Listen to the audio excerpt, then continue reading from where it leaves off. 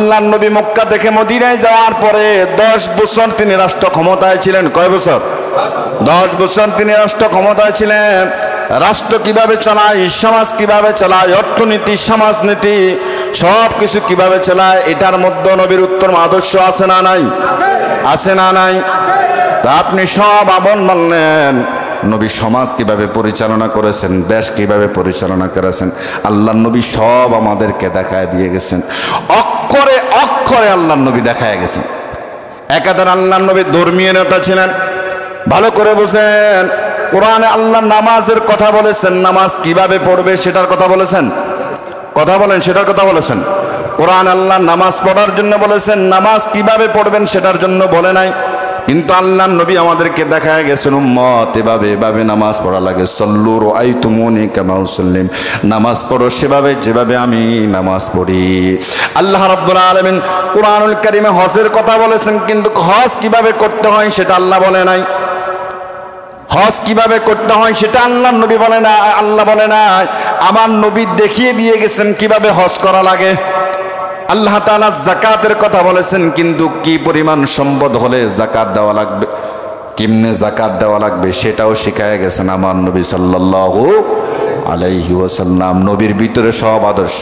আপনি একটা আদর্শ মানলেন, বাকি আদর্শ মানলেন না, তবে আপনি কেমনে উম্মত দাবি করবেন? কেমনে উম্মত দাবি করবেন? এই জন্য সর্বোপরি রাসূলুল্লাহ সাল্লাল্লাহু আলাইহি সাল্লামের মধ্যে আমাদের জন্য রয়েছে উত্তম আদর্শ। তিনি কিভাবে সমাজনীতি, রাষ্ট্রনীতি, অর্থনীতি পরিচালনা করেছেন, সব কিছুর ভিতরে কিভাবে সুন্নতি পোশাক পরেছেন, মানুষের সাথে কিভাবে আচরণ করেছেন, কিভাবে মানুষকে ভালোবেসেছেন। কারণ আল্লাহর নবী সাল্লাল্লাহু আলাইহি সাল্লামের চেহারার মধ্যে এত মায়া, কথার মধ্যে এত মায়া, যারাই নবীজির চেহারার দিকে দেখতেন, তাকাতেন, কোনো বিধর্মীয় যদি রাসূলুল্লাহ সাল্লাল্লাহু আলাইহি সাল্লামের সামনাসামনি হতেন, রাসূলের চেহারার মুবারকের বরকতে সে মুসলমান হয়ে যেতেন। সুবহানাল্লাহ বলেন। এমন সাহাবীরা বলেছে, 3 দিন 2 দিন যাবত আমাদের খাবার নাই, আমরা মুহাম্মদ সাল্লাল্লাহু আলাইহি সাল্লামের চেহারার দিকে দেখেছি, আমাদের ক্ষুধা নিবারণ হয়ে গেছে। সুবহানাল্লাহ বলেন। এমন একজন নবী আমরা পেয়েছি। সব দিক দিয়েই নবী আমাদের আদর্শ, সব দিক থেকেই নবী আমাদের আদর্শ। রাসূলুহুন নবিয়ুল কারীম ওয়া নাহনু আলা যালিকা মিনাশ শাহিদিন ওয়াশ শাকিরিন ওয়ালহামদুলিল্লাহি রাব্বিল আলামিন। ইন্নাল্লাহা ওয়া মালাইকাতাহু ইউসাল্লুনা আলান নবী ইয়া আইয়ুহাল্লাযীনা আমানু সাল্লু আলাইহি ওয়া সাল্লিমু তাসলিমা। আল্লাহুম্মা সাল্লি আলা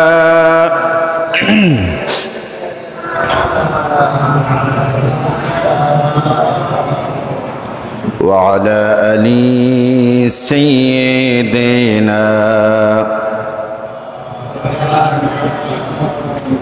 اللهم صل على سيدنا مولانا محمد وعلى آل سيدنا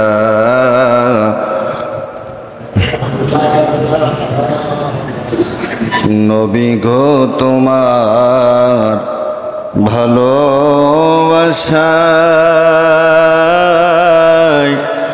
আল্লাহর ওলি হওয়া যায়। নবী গো তোমার ভালোবাসায় জন্নতবাসী হওয়া যায়। আল্লাহুম্মা সাল্লি আলা সাইয়্যিদিনা মাওলানা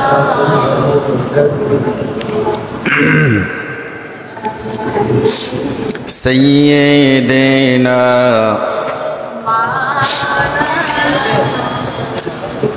লা ইলাহা লা ইলাহা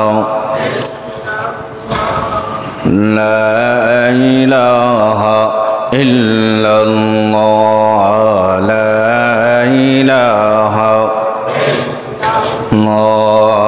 লা ইলাহা ইল্লাল্লাহ লা ইলাহা ইল্লাল্লাহ লা ইলাহা লা ইলাহা ইল্লাল্লাহ লা ইলাহা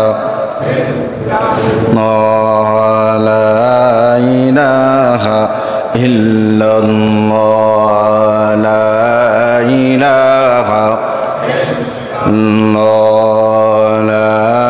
ইলাহা লা ইলাহা ইল্লাল্লাহু মুহাম্মাদুর রাসূলুল্লাহ সাল্লাল্লাহু আলাইহি ওয়াসাল্লাম। আলহামদুলিল্লাহ। ঐতিহ্যবাহী গোসাইপুর কেন্দ্র জামে মসজিদে আগত সম্মানিত উলামায়ে কেরাম, হাজী সাহেবান, মুরব্বানে কেরাম, মাদ্রাসার ছাত্র ভাইয়েরা, আল্লাহর দরবারে লক্ষ করে শুকরিয়া আদায় করছি যে মহান মনিব, মহান মালিক আমাদেরকে সপ্তাহের শ্রেষ্ঠ নামাজ, পবিত্র জুমার নামাজ, যে দিনটাকে আল্লাহর নবী সাল্লাল্লাহু আলাইহি সাল্লাম জুমাতুল ঈদ বলেছেন, আল্লাহ সুবহানাহু ওয়া তাআলা এই জুমার দিনে আমাদেরকে মসজিদে আসার, বসার, কিছু কোরআন সুন্নাহ ভিত্তিক কথা শোনার তৌফিক দান করেছেন। এজন্য সেই মনিবের শুকর আদায় করে সমস্যার সকলে পড়ি আলহামদুলিল্লাহ।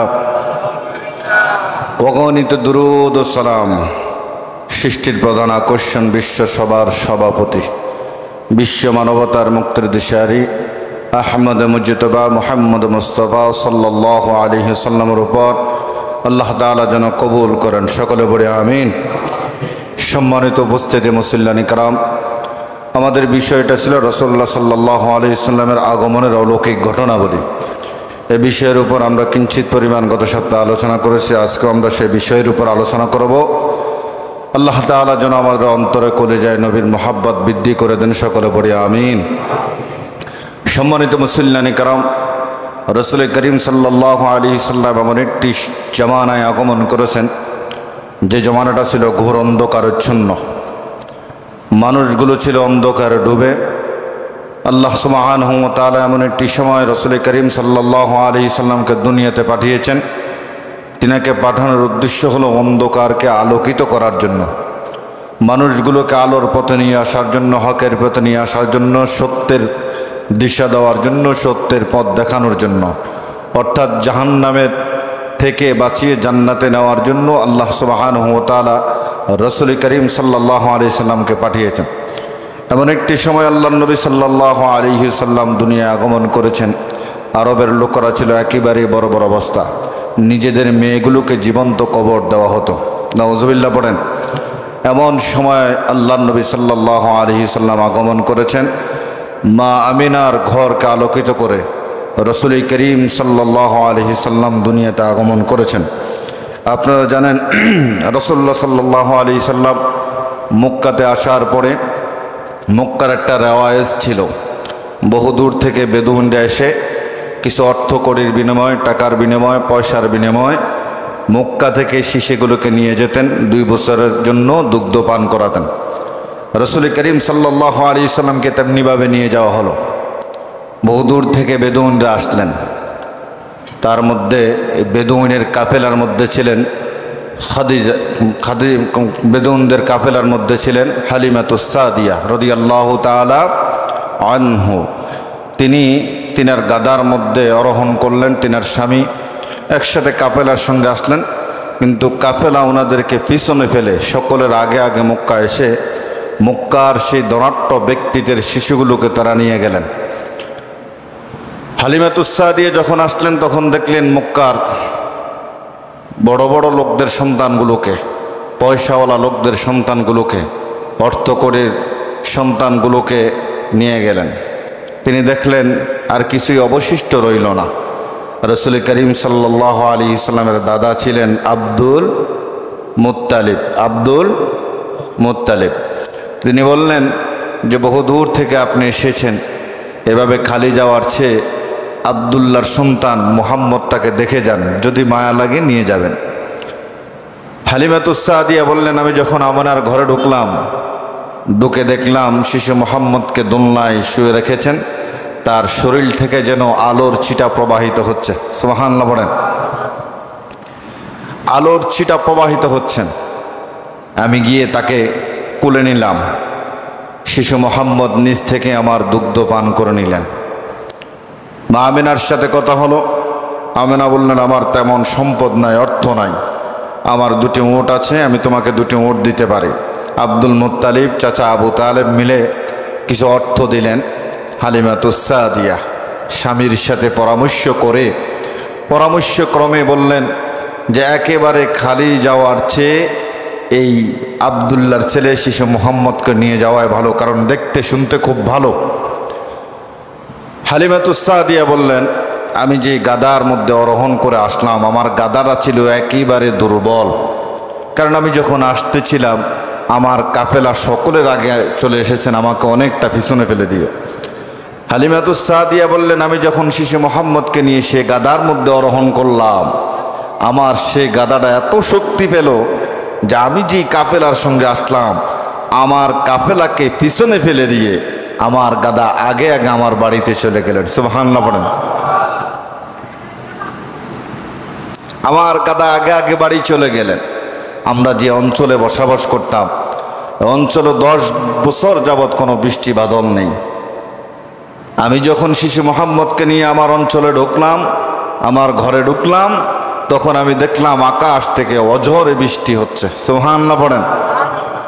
আমার বাড়ির চতুর্পাশে অনেকগুলো ফলমূলের গাছ ছিল, এগুলো তো তেমন ফল ধরতো না।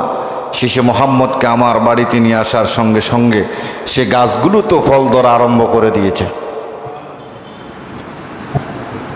তিনাকে যখন আমার ঘরে আনলাম, আমার একটা দুগ্ধজাতক সন্তান ছিল।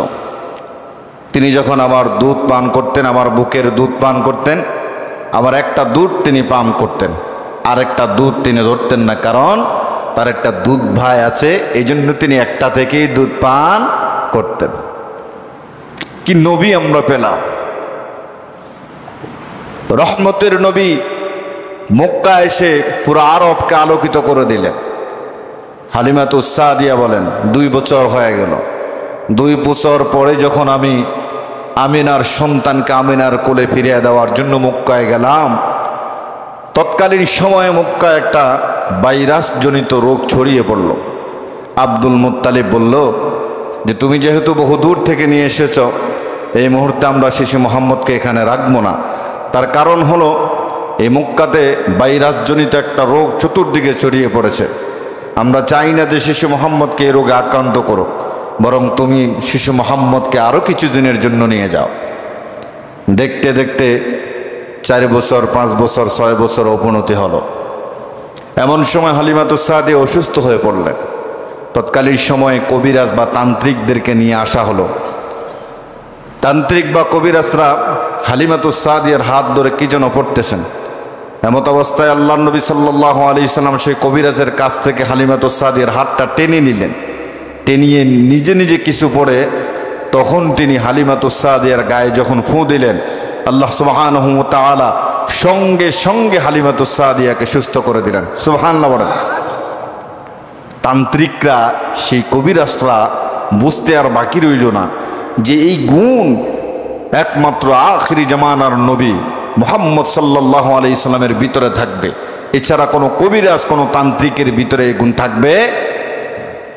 তখন তারা সেখান থেকে চলে গেলেন, গিয়ে ইহুদিদের কাছে খবরটা পৌঁছায় দিলেন যে এভাবে এভাবে অমুক অঞ্চলে অমুকের বাড়িতে আখিরি জামানার নবী শিশু মুহাম্মদ সেখানে আছে, তোমরা গেলেই সেখানে পাবে। এটা যখন হালিমাতুস সাদিয়া জানতে পেলেন, হালিমাতুস সাদিয়ার স্বামীর কাছে শিশু মুহাম্মদকে দিলেন যে আপনি যে কোনো ব্যবস্থাতেই শিশু মুহাম্মদকে মক্কায় পৌঁছায় দিবেন। হালিমাতুস সাদিয়া ওনার স্বামী যখন মক্কায় নিয়ে আসলেন শিশু মুহাম্মদকে, আবার আগের মতো মক্কার প্রতিটি ঘর আলোয় আলোকিত হয়ে গেল।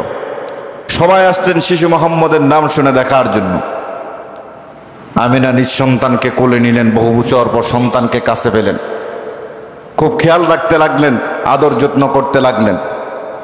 এক পর্যায়ে আমিনা যাবেন শিশু মোহাম্মদকে নিয়ে মদিনায়, কারণ আব্দুল্লাহ ব্যবসার সুবাদে তিনি তখন মদিনায় থাকতেন। সেই মদিনায় তিনি ইন্তেকাল করেছেন, সেখানেই তাকে কবরস্থ করা হলো। তো আমিনার বাবার বাড়িই ছিল মদিনায়। সর্বোপরি শিশু মোহাম্মদকে নানুর বাড়ির লোকদের সঙ্গে পরিচয় করায় দিবে। জন্মের পরে শিশু মোহাম্মদকে নিয়ে আর মদিনায় যাওয়া হয় নাই। মদিনায় যাবেন আমিনা এবং আব্দুল মুত্তালিব আর অন্যান্যরা মদিনায় রওনা হয়ে গেলেন।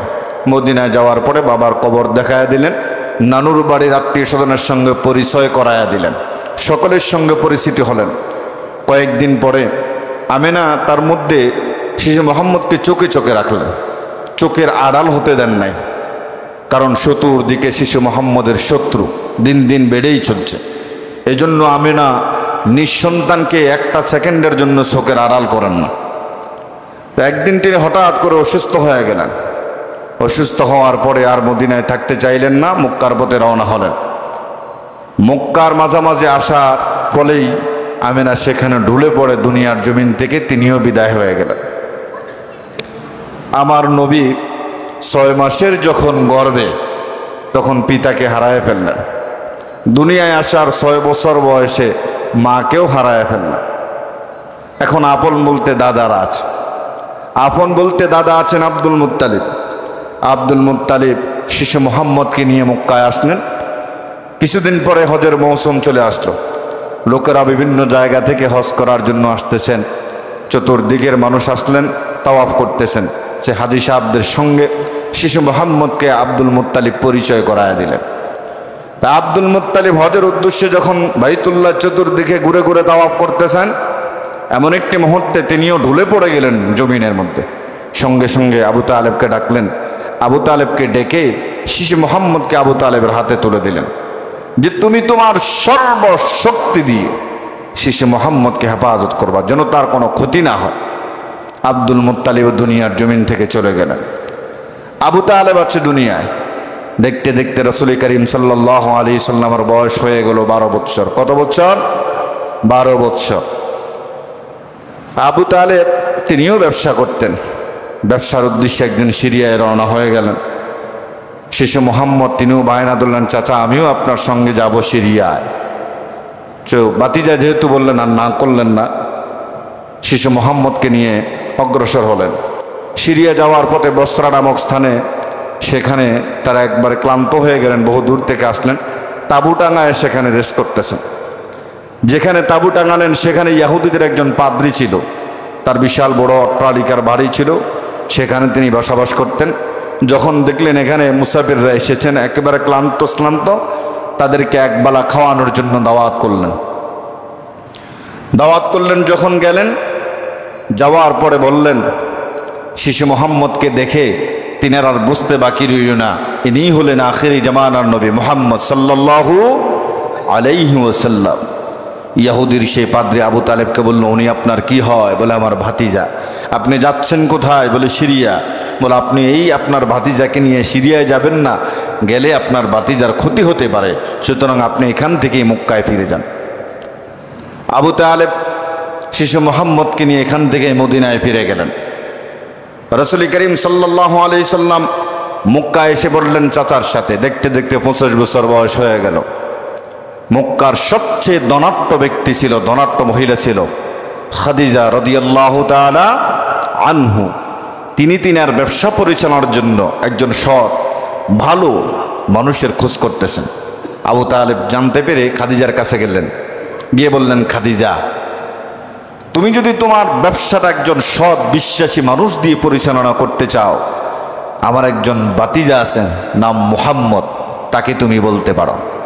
খাদিজা মুহাম্মদ সাল্লাল্লাহু আলাইহি সাল্লামের নাম শুনেছেন লোকমুখে, যে তিনি মানুষের আমানতের খেয়ানত করেন না, তিনি কখনো মিথ্যা বলেন না। তো খাদিজাও মনে মনে চেয়েছেন যে মুহাম্মদ আসুক তার ব্যবসাটা পরিচালনা করার জন্য। এবার খাদিজা রাদিয়াল্লাহু তাআলা আনহু বললেন, আব্দুল মুত্তালিব, আবু তালিব, আপনি যেহেতু মুহাম্মদের কথা বলেছেন, আমিও মনে মনে চেয়েছি মুহাম্মদ আমার ব্যবসাটা পরিচালনা করুক। আপনি যেহেতু বলেছেন ও আবু তালেব, আপনি নিজ থেকে আপনার ভাতিজা মুহাম্মদকে বলেন, দেখেন সে রাজি হয় কিনা। আবু তালেব বলল, দেখো খাদিজা, আমি যদি মুহাম্মদকে বলি সে রাজি নাও হতে পারো, যদি তুমি বলো হয়তো মুহাম্মদ রাজি হতে পারে। আমি বললে রাজি হবে না, তুমি বলতে হবে। খাদিজা রাদিয়াল্লাহু তাআলা আনহু বললেন, ঠিক আছে আমি বলবো। খাদিজা রাদিয়াল্লাহু তাআলা আনহু তার বিশ্বস্ত একজন খাদেম ছিলেন, নাম ছিল মাইসারা। মাইসারাকে পাঠালেন শিশু মুহাম্মদ সাল্লাল্লাহু আলাইহি ওয়াসাল্লামের কাছে। ও মুহাম্মদ, খাদিজা রাদিয়াল্লাহু তাআলা আনহু পাঠিয়েছেন ওনার ব্যবসা পরিচালনা করার জন্য। আল্লাহর নবী বললেন, আমি একা মত দিতে পারি না, আমি আমার চাচা আবু তালেবের কাছ থেকে পরামর্শ নিতে হবে। চলে গেলেন আবু তালেবের কাছে। ও চাচা, এভাবে মক্কার ধনাঢ্য মহিলা খাদিজা খবর দিয়ে পাঠিয়েছেন তার ব্যবসা পরিচালনা করার জন্য। আবু তালেব বলল, যদি তুমি করতে চাও আমার পক্ষ থেকে কোনো বাধা থাকবে না। মুহাম্মদ সাল্লাল্লাহু আলাইহি সাল্লাম কেমন বিশ্বাসী ছিলেন, কেমন ন্যায়পরায়ণ ছিলেন, কেমন আমানতদারী ছিলেন, কেমন আমানতদারী ছিলেন। আজকে এমন মসজিদের ক্যাশিয়ারকেও দেখা যায় মসজিদের টাকা মানুষ আমানত রাখে, সেটা দিয়ে ব্যবসা বাণিজ্য করে, আছে না নাই? তা আমানতের খেয়ানত করলেন না। মানুষ বিশ্বাস করে আপনার কাছে মসজিদের টাকা দিয়েছে, আর আপনি সেটা দিয়ে বাড়ির কাজ করেন, মেয়ের উপকারে লাগান, ছেলের উপকারে লাগান। আমানতের খেয়ানত করা যাবে না। আমার নবী কেমন বিশ্বাসী ছিলেন, কেমন আমানতদারিতা ছিল আমার নবীর ভিতরে। খাদিজা রাদিয়াল্লাহু তাআলা আনহুর ব্যবসার উদ্দেশ্যে আল্লাহর নবী সিরিয়ার পথে রওনা হয়ে গেলেন। তৎকালীন জামানায় মক্কার যে জিনিসটি সিরিয়ায় বিক্রি করে লাভবান হতো, সেই জিনিসটি মক্কা থেকে নিয়ে যেতেন সিরিয়ায়। আবার সিরিয়ার যে জিনিসটি মক্কা এনে বিক্রি করে লাভবান হতেন, সিরিয়া থেকে সেই জিনিসটি ক্রয় করে মক্কা এনে বিক্রি করা হতো। আল্লাহর নবী সাল্লাল্লাহু আলাইহি সাল্লামকে ব্যবসার পরিচালনার দায়িত্ব দিয়া খাদিজা রাদিয়াল্লাহু তাআলা আনহু পাঠিয়ে দিলেন সিরিয়ার উদ্দেশ্যে। আর আল্লাহর নবী সাল্লাল্লাহু আলাইহি সাল্লাম তার খাদেম মাইসারাকে বললেন, ও মাইসারা, মুহাম্মাদের দিকে তুমি ভালো করে খেয়াল রাখবা, ভালো করে মুহাম্মদের প্রতি খেয়াল রাখবা। সঙ্গে মাইসারা কাফেলা নিয়ে আল্লাহর নবী সিরিয়ার উদ্দেশ্যে রওনা হয়ে গেলেন। প্রতিমধ্যে বিশ্রাম নেওয়ার জন্য একটি গাছের নিচে আল্লাহর নবী শুয়ে আছেন। আল্লাহর নবী শুয়ে আছেন, সূর্য গাছের উপরে, গাছের ছায়া আল্লাহর নবী শুয়ে আছেন। সূর্যটা যেহেতু গাছের পর থেকে আবার একটু সরে গেল, এবার সূর্যের রোদ আল্লাহর নবীর চেহারার উপরে লাগবে। আল্লাহ রাব্বুল আলামিন যেন সূর্যের আলো আমার নবীর গায়ে না পড়ে, সেই জন্য সূর্যের মধ্যে আল্লাহ রাব্বুল আলামিন একটা মেঘমালা পিট করে দিয়েছেন। সুবহানাল্লাহ। যেন সূর্য সে রোদ আমার নবীর উপরে না লাগে। আল্লাহর নবী সিরিয়া চলে গেলেন, ব্যবসা করে লাভবান হলেন, প্রফিট হলো। নবী আলাইহিস সালাতু ওয়াস সালাম মক্কায় আসলেন। আসার পরে মক্কায় ব্যবসা করলেন, লাভবান হলেন। লাভের অর্থ সম্পদ সব খাদিজার হাতে বুঝাইয়া দিলেন। খাদিজা রাদিয়াল্লাহু তাআলা আনহা মাইসারাকে ডাকলেন, ও মাইসারা, কি ব্যাপার, কি দেখলা আর কি বুঝলা? মাইসারা বললেন, খাদিজা, আমি ছিলাম মুহাম্মদের সাথে, আমি দেখলাম মুহাম্মদ যখন বিশ্রাম নেওয়ার জন্য একটা গাছের ছায়ায় ঘুমাইছিলেন, একটা গাছের ছায়ায় ঘুমাইছিলেন। সূর্যটা গাছের উপরে ছিল, গাছ থেকে একটু কিনারায় ছিল, এই জন্য গাছের ছায়া মুহাম্মদের উপরে ছিল।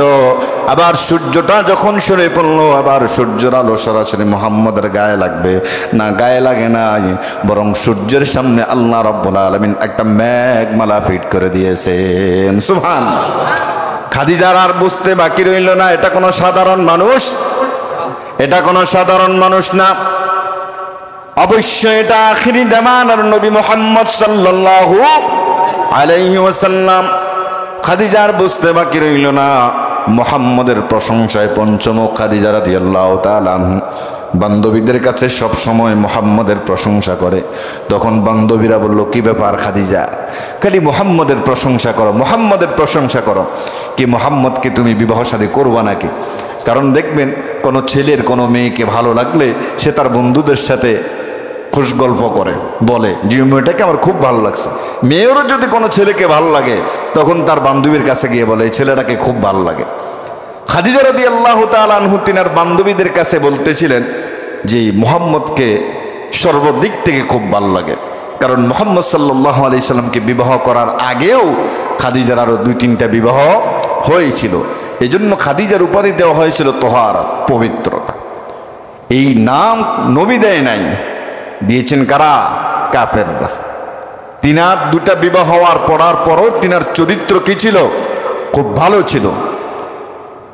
তিনি আর বিবাহ করতে রাজি হন নাই।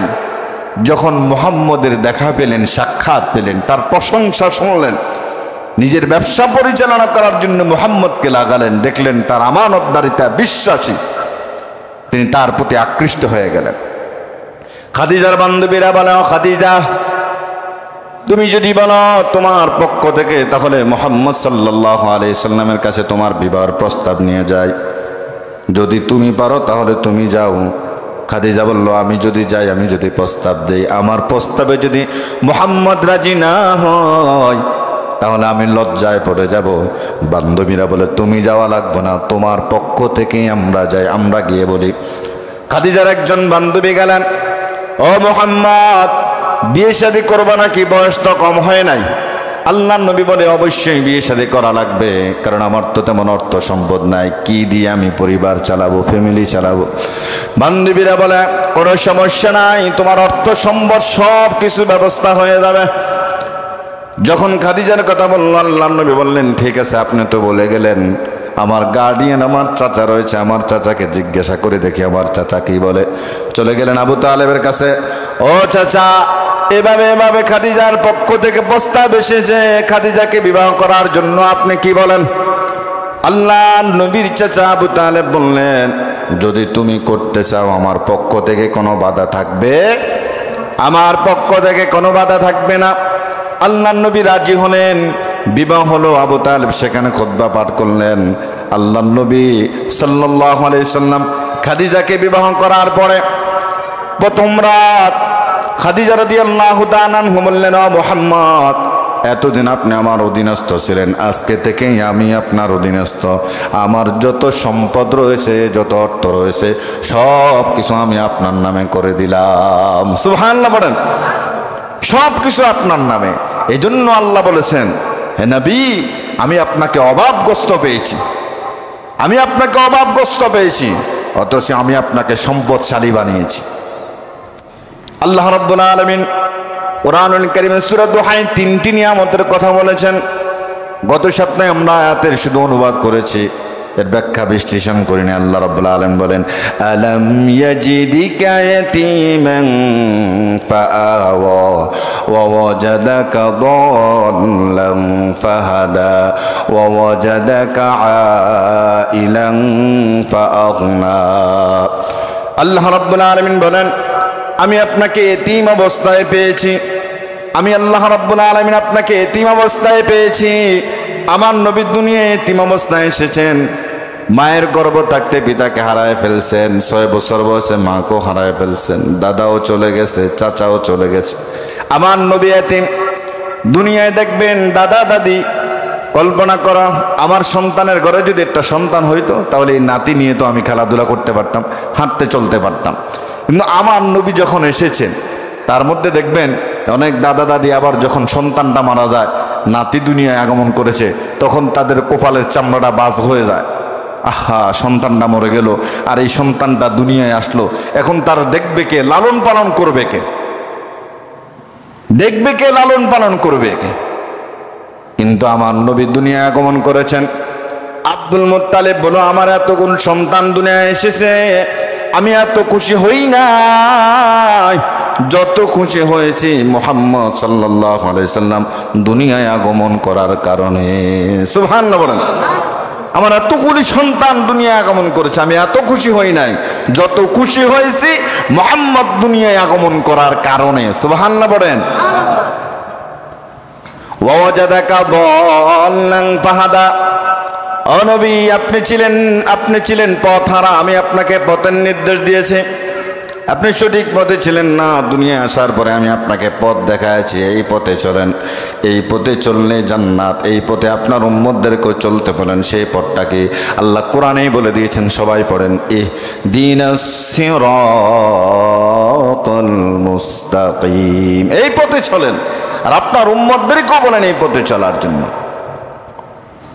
ফাআম্মাল ইয়াতীমা ওয়া ওয়াজাদাকা আইলান ফাআগনা, ও নবী আপনার সম্পদ ছিল না, আমি আল্লাহ আপনাকে সম্পদশালী বানাইছি। খাদিজার যত সম্পদ সবগুলো আল্লাহ রাব্বুল আলামিন খাদিজার মাধ্যমে দিয়েছেন। কাকে বলেন, কাকে দিয়েছেন? মুহাম্মদ সাল্লাল্লাহু।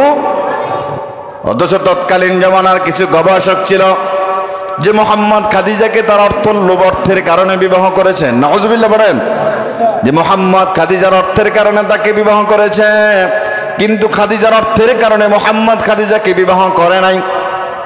আল্লাহ নবী যখন বিবাহ করেছে, খাদিজার নিজ থেকেই তার সকল সম্পদ আল্লাহ নবী সাল্লাল্লাহু আলাইহি সাল্লামের নামে লিখে দিয়েছেন। সুবহানাল্লাহ বলেন। সেই খাদিজা রাদিয়াল্লাহু তাআলা আনহু যতদিন আমার নবীর স্ত্রী ছিলেন, ততদিন আমার নবী অন্য কোনো নারীকে বিবাহ করে নাই, অন্য কোনো নারীকে বিবাহ করা নাই। আল্লাহ নবী সাল্লাল্লাহু আলাইহি সাল্লাম খাদিজার সাথে সংসার করেছেন। খাদিজার ঘরে 4টা মেয়ে 2টা ছেলে আল্লাহ রাব্বুল আলামিন দিয়েছেন, কিন্তু ছেলেগুলো ছোটবেলায় আল্লাহ তাআলা নিয়ে গেছেন।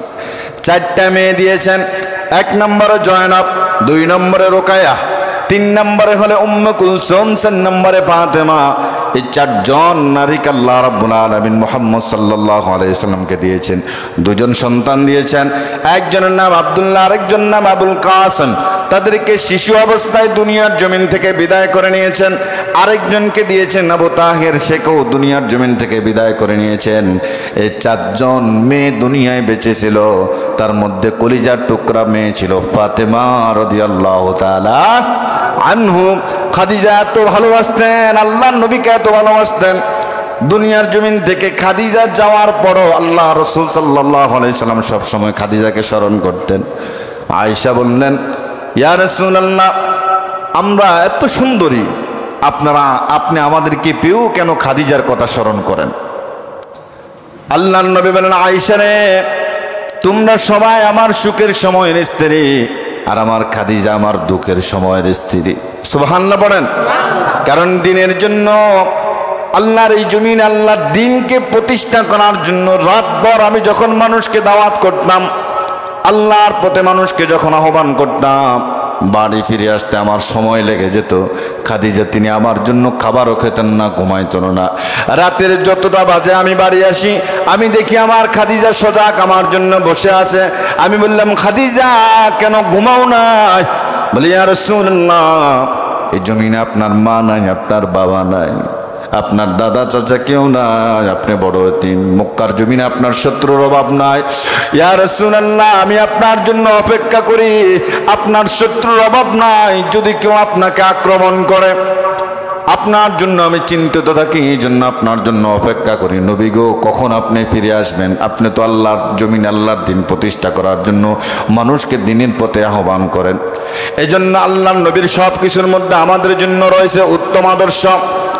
আল্লাহ তাআলা কুরআনুল কারীম বলেন, লাকাদ কানা লাকুম ফি রাসূলিল্লাহি উসওয়াতুন হাসানাহ লিমান কানা ইয়ারজুল্লাহা ওয়াল ইয়াওমাল আখির ওয়া যাকারাল্লাহা কাসীরা। যারা আল্লাহ এবং পরকালের প্রতি বিশ্বাস রাখে, তারা আল্লাহ এবং পরকালের প্রতি বিশ্বাস রাখে, তাদের মধ্যে রয়েছে নবী আলাইহিস সালাতু ওয়াস সালামের মধ্যে উত্তম আদর্শ। আমার নবী কিভাবে ভাত খেয়েছেন, কিভাবে জামা পরেছেন, কিভাবে সমাজের মানুষের সাথে চলাফেরা করেছেন, কিভাবে স্ত্রীদের সাথে কথাবার্তা বলেছেন, স্ত্রীদেরকে সঙ্গ দিয়েছেন, সব কিছুর মধ্যে রয়েছে আমার নবীর উত্তম আদর্শ। কথা বলেন ঠিক কিনা? আমি শুধু নবীর সুন্নাত একটাই মানলাম, বাকিগুলো মানলাম না। আল্লাহর নবী মক্কা থেকে মদিনায় যাওয়ার পরে 10 বছর তিনি রাষ্ট্র ক্ষমতায় ছিলেন। কয় বছর? 10 বছর তিনি রাষ্ট্র ক্ষমতায় ছিলেন। রাষ্ট্র কিভাবে চালায়, সমাজ কিভাবে চালায়, অর্থনীতি, সমাজনীতি সব কিছু কিভাবে চালায়, এটার মধ্যে নবীর উত্তম আদর্শ আছে না নাই? আছে না নাই? তা আপনি সব আমল মানলেন, নবী সমাজ কিভাবে পরিচালনা করেছেন, দেশ কিভাবে পরিচালনা করেছেন, আল্লাহ নবী সব আমাদেরকে দেখায় দিয়ে গেছেন। অক্ষরে অক্ষরে আল্লাহ নবী দেখায় গেছেন। একাধারে আল্লাহ নবী ধর্মীয় নেতা ছিলেন, ভালো করে বুঝেন। কোরআনে আল্লাহ নামাজের কথা বলেছেন, নামাজ কিভাবে পড়বে সেটার কথা বলেছেন। কথা বলেন, সেটার কথা বলেছেন। কোরআন আল্লাহ নামাজ পড়ার জন্য বলেছেন, নামাজ কিভাবে পড়বেন সেটার জন্য বলে নাই। কিন্তু আল্লাহ নবী আমাদেরকে দেখায় গেছেন উম্মত এভাবে এভাবে নামাজ পড়া লাগে। সল্লু রাআইতুমুনি কামা উসাল্লিম, নামাজ পড়ো সেভাবে যেভাবে আমি নামাজ পড়ি। আল্লাহ রাব্বুল আলামিন কুরআনুল কারীমে হজের কথা বলেছেন, কিন্তু হজ কিভাবে করতে হয় সেটা আল্লাহ বলে নাই। হজ কিভাবে করতে হয় সেটা আল্লাহ নবী বলে না, আল্লাহ বলে না, আমার নবী দেখিয়ে দিয়ে গেছেন কিভাবে হজ করা লাগে। আল্লাহ তাআলা যাকাতের কথা বলেছেন, কিন্তু কি পরিমাণ সম্পদ হলে যাকাত দেওয়া লাগবে, কেমনে যাকাত দেওয়া লাগবে সেটাও শিখায় গেছেন আমার নবী সাল্লাল্লাহু আলাইহি ওয়াসাল্লাম। নবীর ভিতরে সব আদর্শ, আপনি একটা আদর্শ মানলেন, বাকি আদর্শ মানলেন না, তবে আপনি কেমনে উম্মত দাবি করবেন? কেমনে উম্মত দাবি করবেন? এই জন্য সর্বোপরি রাসূলুল্লাহ সাল্লাল্লাহু আলাইহি সাল্লামের মধ্যে আমাদের জন্য রয়েছে উত্তম আদর্শ। তিনি কিভাবে সমাজনীতি, রাষ্ট্রনীতি, অর্থনীতি পরিচালনা করেছেন, সব কিছুর ভিতরে কিভাবে সুন্নতি পোশাক পরেছেন, মানুষের সাথে কিভাবে আচরণ করেছেন, কিভাবে মানুষকে ভালোবেসেছেন। কারণ আল্লাহর নবী সাল্লাল্লাহু আলাইহি সাল্লামের চেহারার মধ্যে এত মায়া, কথার মধ্যে এত মায়া, যারাই নবীজির চেহারার দিকে দেখতেন, তাকাতেন, কোনো বিধর্মীয় যদি রাসূলুল্লাহ সাল্লাল্লাহু আলাইহি সাল্লামের সামনাসামনি হতেন, রাসূলের চেহারার মুবারকের বরকতে সে মুসলমান হয়ে যেতেন। সুবহানাল্লাহ বলেন। এমন সাহাবীরা বলেছে 3 দিন 2 দিন যাবত আমাদের খাবার নাই, আমরা মুহাম্মদ সাল্লাল্লাহু আলাইহি সাল্লামের চেহারার দিকে দেখেছি, আমাদের ক্ষুধা নিবারণ হয়ে গেছে। সুবহানাল্লাহ বলেন।